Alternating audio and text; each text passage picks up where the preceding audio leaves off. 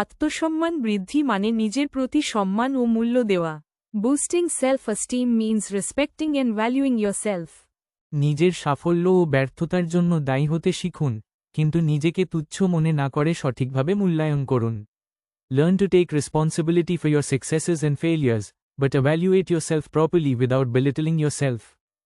অন্যদের থেকে প্রেরণা নিন, কিন্তু নিজের ক্ষমতার ওপর আস্থা রাখুন। Draw inspiration from others, but trust in your own abilities. ইতিবাচক চিন্তা ও দৃষ্টিভঙ্গি ধারণ করা আত্মসম্মান বৃদ্ধিতে সহায়ক।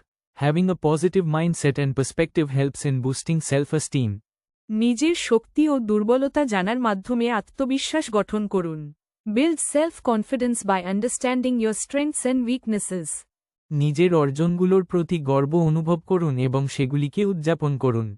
Feel proud of your achievements and celebrate them.